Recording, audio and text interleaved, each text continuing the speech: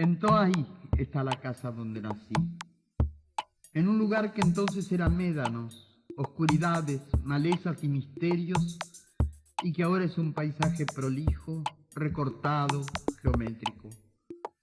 La casa está muy lejos y muy cerca, porque esta casa donde estamos es también como la prolongación de aquella casa que entonces era mía, y por eso estar aquí bajo este techo equivale para mí a algo muy especial. Es el principio de mi vuelta a casa.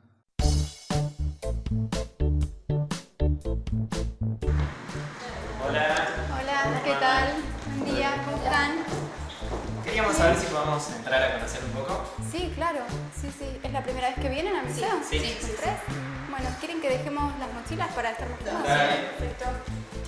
No sé si quieren también recorrer solos, que los acompañen. No, sería mejor que los acompañen, ¿sí?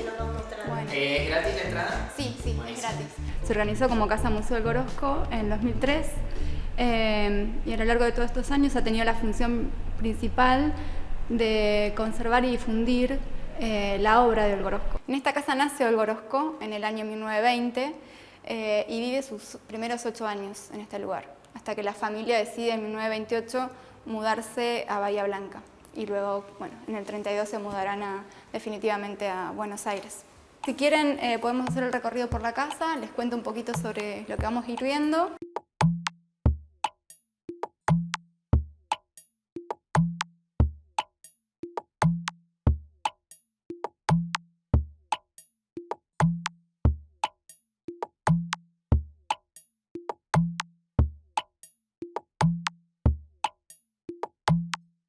Y bien, en esa casa empecé a escribir cuando solo sabía hablar. Ese era un mundo exclusivo, ya era un mundo donde la literatura era de vanguardia y ella empezó a experimentar con esas vanguardias, fue protegida por ese grupo y entonces ya muy rápidamente, ella misma lo dice, yo tuve la fortuna de muy rápidamente entrar en contacto con gente de la revista Sur, con el mundo literario de Buenos Aires. Ya había sido muy rápido su camino.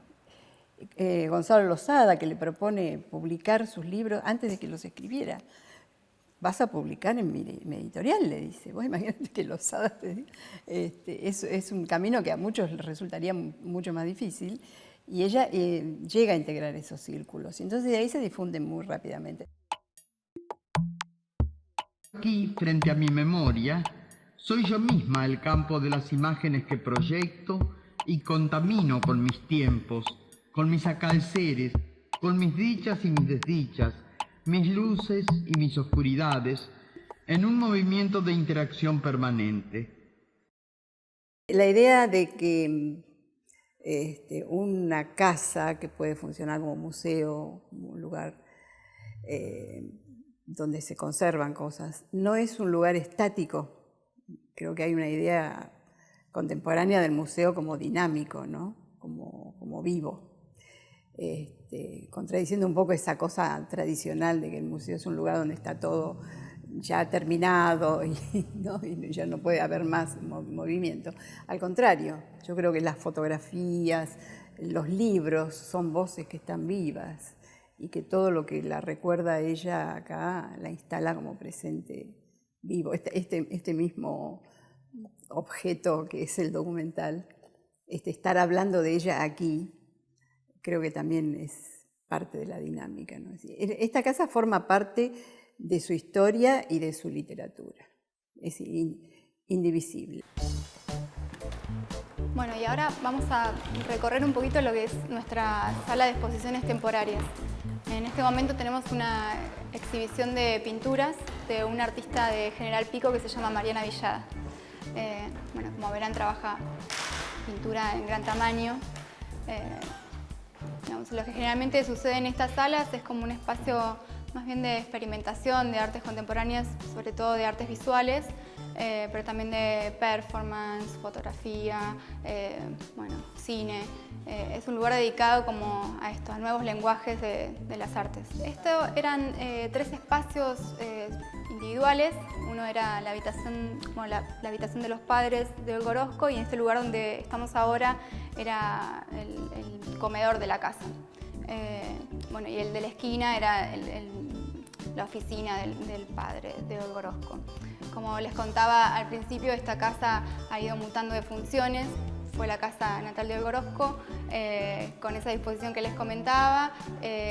Siguió siendo casas de otras familias, y en los años 90, más o menos para el centenario de Toay, el año 94, es que este lugar se pone en venta. Nosotros estábamos formando la comisión trabajando en la comisión del centenario, y esta casa estaba prácticamente abandonada. Un día estábamos otra vez reunidos acá y apareció Carlos Tabela, que era el intendente, y diciendo que estaba Olga, que nos quería conocer.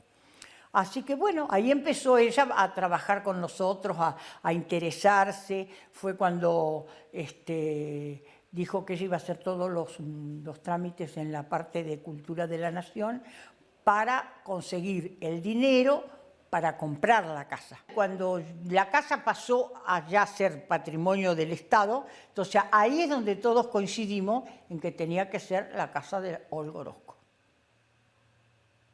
Porque realmente ella fue el alma de que esto quedara acá. Pero tenía que ser en Toay, porque ella, que llevaran a otro lado, y eso con las cosas de ella, por ejemplo, ella inclusive en el testamento lo decía, que todo lo que ella por testamento donaba para la casa, entre ellos los 5.000 volúmenes, era siempre y cuando la casa funcionara en la casa que había sido su casa. Eso lo ponía siempre como condición. Ella no vuelve físicamente, pero está siempre en esta casa, y lo dice porque ha ocupado en su vida muchas casas, se ha mudado muchas veces, pero siempre lleva en sí la primera casa, que es esta, la casa que albergó a su familia y donde vivió quizás sus años más felices. Cuando me fui de Toay, la casa siguió andando en mis sueños, en mis insomnios, en mis poemas. Y la encontré en cada casa donde viví. A veces reducida a una pared, a una ventana, a un perfume secreto. A veces cortándome el paso desde un corredor donde no había nada, abriéndome una puerta en cualquier pared, poniendo una habitación dentro de otra donde apenas cabía. Es un símbolo permanente para mí.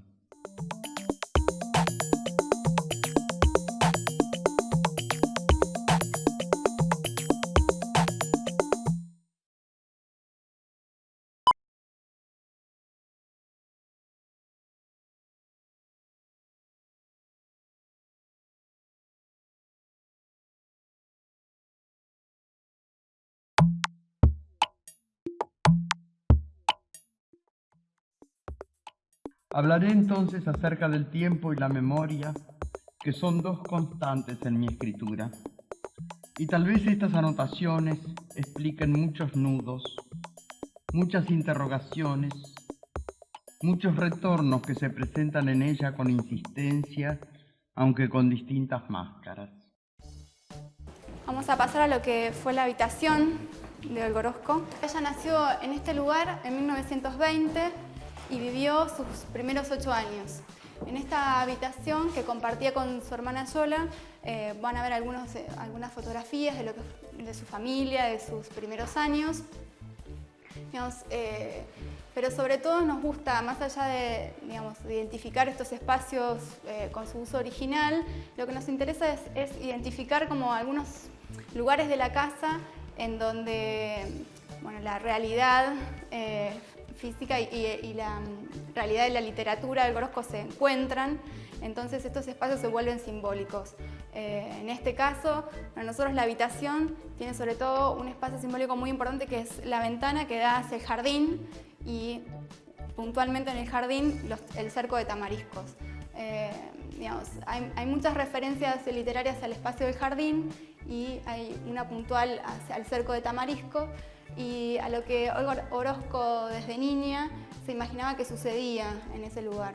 Para todos nosotros, en nuestros primeros 8 años tienen que ver, o nuestra primera infancia, tiene que ver en la manera en la que aprendemos a descubrir el mundo. Nosotros decimos, bueno, Olga Orozco aprendió a descubrir el mundo en estos 8 años que vivió en esta casa. Ella entra por ahí, viene para acá, ya directamente como si nos ignorara a todos los que veníamos atrás de ella. La ventana ella la abre, se apoya así y ahí se queda. Ahí se queda. ¿Te imaginas? Uno no puede preguntar mucho, averiguar, porque no sabe en qué situación la pone a ella, ¿viste? Pero después cuando nos contaba de cómo revivía toda la felicidad que durante 8 años vivió en esta casa. Era como si el espíritu de ella saliera de ella y volviera a recorrer la casa y volviera a ser niña. Era hermosa. La Pampa, ese paisaje al que alguien llamó distancia detenida, tiempo sin aventura, vasta prisión sin rejas, cuando en realidad Pampa quiere decir espacio. Y tal vez sea este espacio el que yo llevo en mi interior y en el que se producen mis proyecciones.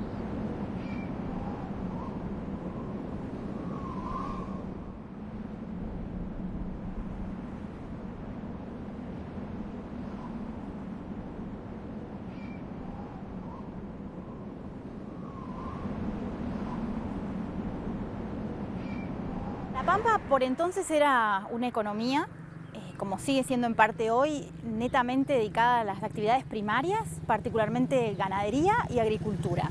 Y la zona en que estamos hoy, que es la zona de Toay, estaba más volcada hacia la ganadería y también una explotación muy importante a principios del siglo XX, que era la explotación de los bosques naturales de Caldén.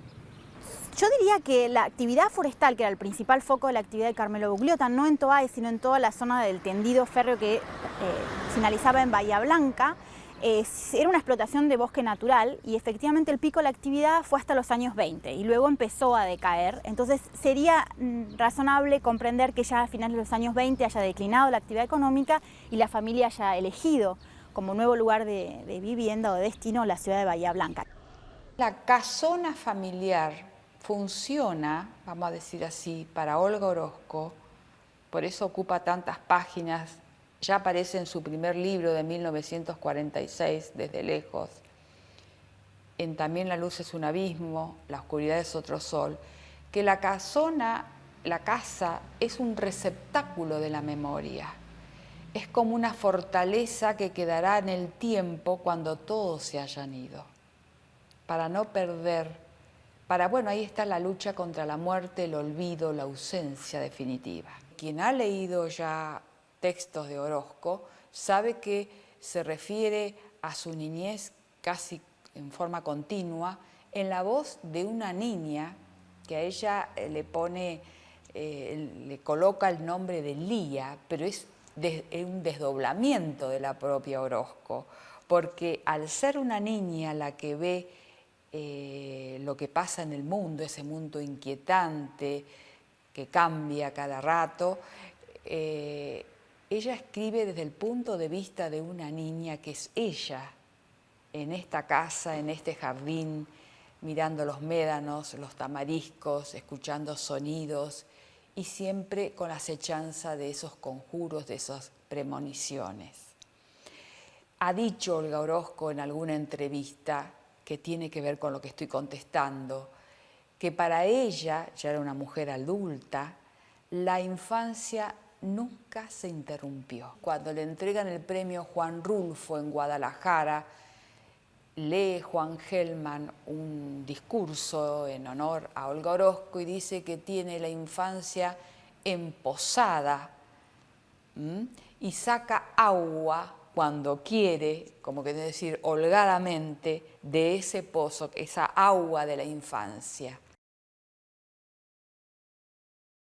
El jardín sombreado con hierbas húmedas, el cerco de tamariscos cerrado para siempre alrededor de una fortaleza derruida, disputada palmo a palmo por la ortiga y el alacrán, la única nevada y su torcaza de humo susurrando el perdón a las alturas, los santos de la abuela en su caja de cristales azules, la bóveda de mis hermanas, donde zumban las abejas en un doble arcoíris de dulzura y paciencia.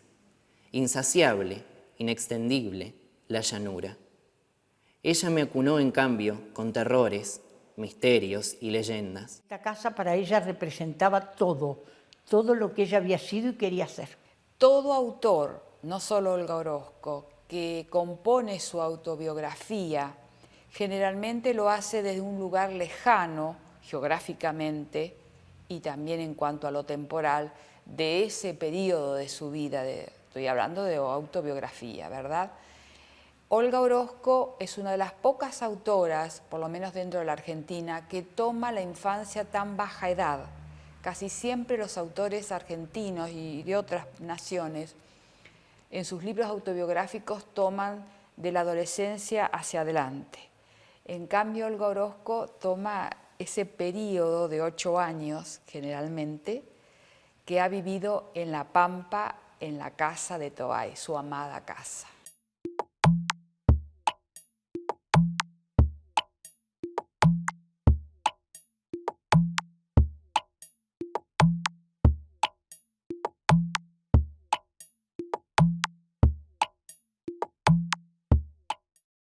Por la mañana me depositaba incólume en el lugar de siempre, junto al mismo jardín.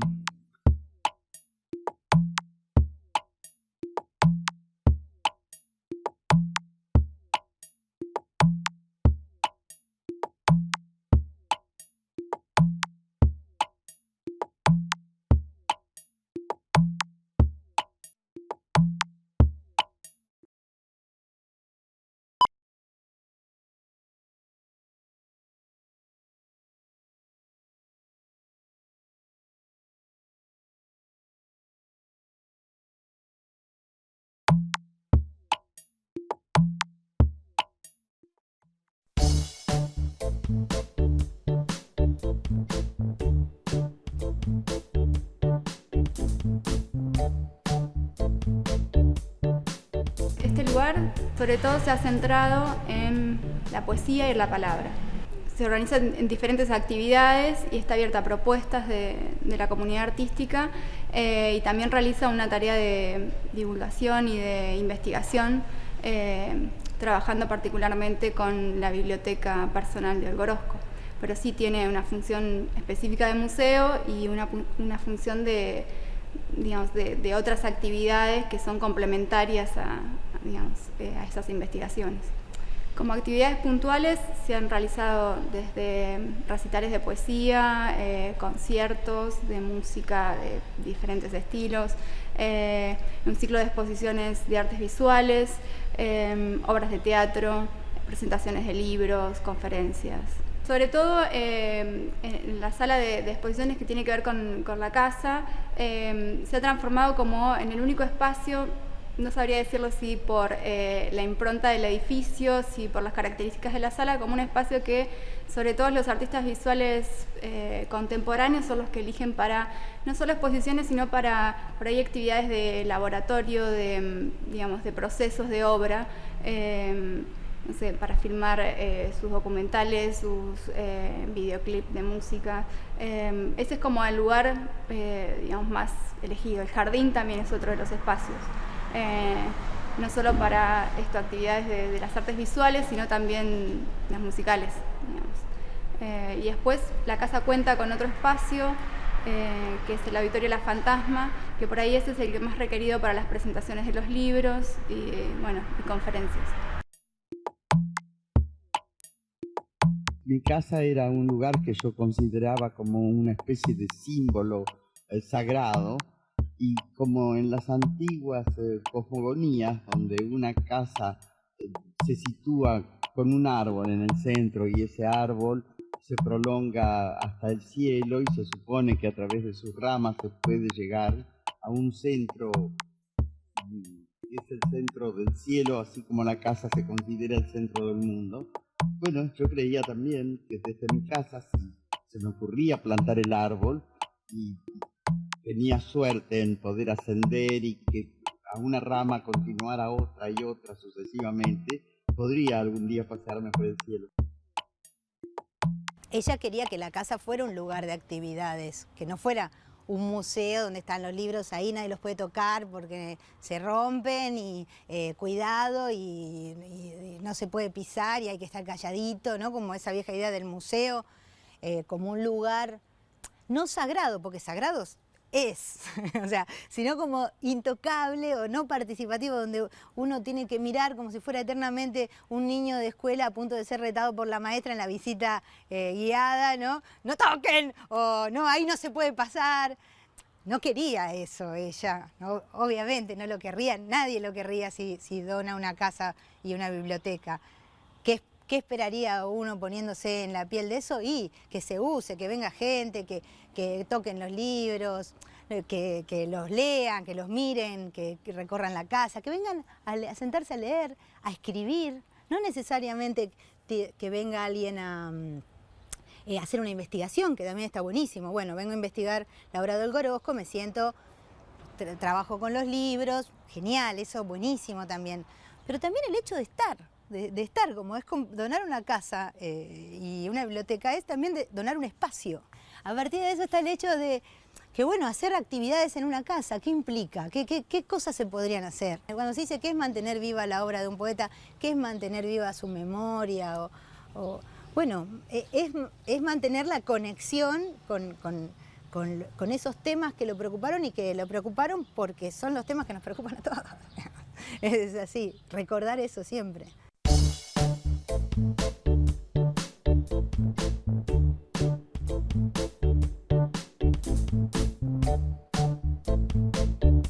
Bueno, vamos a pasar al lugar más importante que tenemos en esta casa, que es la biblioteca, nuestra sala de lectura. Enorme. Sí, son alrededor de 4.500 libros. Es la biblioteca personal de Olga Orozco y en realidad son el inicio de la historia de este espacio como espacio cultural.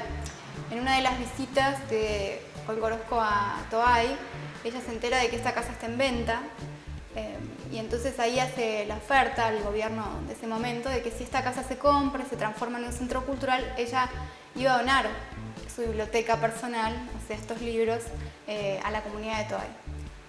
Eso se cumple, el gobierno compra la casa, este espacio empieza funcionando como la Casa de la Cultura, Olga Orozco, y es en los años 90, más o menos 95, donde sucede. Y en el año 99 Olga Orozco muere y ahí es donde se hace efectiva esa donación, o sea, llegan estos libros junto con otros objetos. Lo interesante y lo que nos gusta remarcar, de alguna manera como la primera gestora de este espacio es Olga, porque lo que ella hace es una cláusula en su testamento en donde si este espacio, esta casa, deja de ser un espacio dedicado a la cultura, o sea, si algún gobierno quiere, digamos, utilizar este espacio como dependencias municipales, por ejemplo, estos libros tienen otros dueños.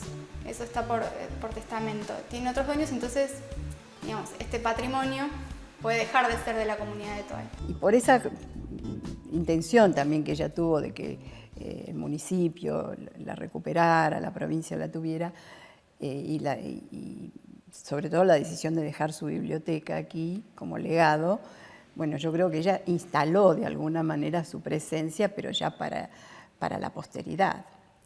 Aquí vino al mundo y aquí quiere quedar como la impronta. Olga y su escritura, que son una sola, tienen una visión animista del mundo. Animista quiere decir de dotar a los objetos o a un edificio una vida como si fuera una persona, con sentimientos, con todo lo que es una persona, con un mundo propio y una vida propia. Nosotros desde este espacio custodiamos estos libros, es nuestro mayor patrimonio, pero al mismo tiempo estos libros custodian esta casa. Esa casa es la única sobreviviente familiar que me queda. Siempre la sentí como una protección, como un refugio. Me amparaba en mis miedos y en mis angustias.